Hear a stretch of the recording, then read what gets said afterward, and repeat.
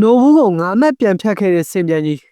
ကဲစင်ပြန်ကြီးတို့ကတော့တန်းစင်းစုံနာမှာရစ်တီလုံနေတဲ့မြို့ကန်ပြိုင်ဘက်ကို4-1နဲ့ခိုးချမ်းခဲ့ပါတယ်ပရီးမီးယားလိပွဲစဉ်29စူပါဆန်ဒေးရဲ့နောက်ဆုံးပွဲစဉ်ဖြစ်တဲ့ကြက်ဖကြီးနဲ့စင်ပြန်ကြီးတို့ရဲ့မြောက်လန်ဒန်ဒါဘီပွဲစဉ်မှာတော့စင်ပြန်ကြီးကကြက်ဖကြီးကိုအိမ်နိုင်ရရောက်အမွှေးနှုတ်ခဲ့ပါတယ်နီးပြတစ်ပြောင်းလဲထားခဲ့ပေမဲ့ခြေစွမ်းပြောင်းလဲသွားခြင်းမရှိခဲ့တဲ့ကြက်ဖကြီးကတော့ပထမအကြော့ရလက်အတိုင်းစင်ပြန်ကြီးကိုအိမ်ဝင်းမှာဧကန်ကစားခဲ့ပါတယ်စင်ပြန်ကြီးအတွက်သွင်းကို၄ခုကိုတော့ဗီတာယောဂရက်နဲ့ average AZ တို့က2ဂိုးစီသွင်းယူပေးခဲ့ကြပြီးတော့ကြက်ဖကြီးအတွက်ခြေပါကို1ဂိုးကိုတော့ကိုလိုမူဝါနီက34မိနစ်မှာပြန်လည်သွင်းယူပေးခဲ့တာဖြစ်ပါတယ်ဒီနိုင်ပွဲကြောင့်စင်ပြန်ကြီးကအစစ်နှစ်ကနိုဘူးအသင်းကိုတပွဲတာကစားထားပြီး9မှတ်ဖြတ်လိုက်နိုင်တယ်ဆိုပေမဲ့တစ်ဖက်မှာလည်းကြက်ဖကြီးတို့ကအစစ်16မှာရမှတ်29မှတ်နဲ့ရပ်တည်နေပြီးတန်းစင်းစုံနဲ့4မှတ်သာကွာတော့တဲ့စိုးရိမ်ရေမှတ်အထိရောက်ရှိလာခဲ့ရပြီပဲဖြစ်ပါတယ်ဒီလိုလန်ဒန်သားချင်းချင်းမဆမနာလောက်ရကြောင်ပဲအခုဆိုရင်ကြက်ဖကြီးအသင်းရဲ့ပရိသတ်တော်တော်များများကလည်းစင်ပြန်ကြီးတို့ရဲ့အိမ်ဝင် Emirates Stadium ရှေ့မှာဆန္ဒထုတ်ဖော်သွားကြဖို့စီစဉ်နေကြပြီပဲဖြစ်ပါတယ်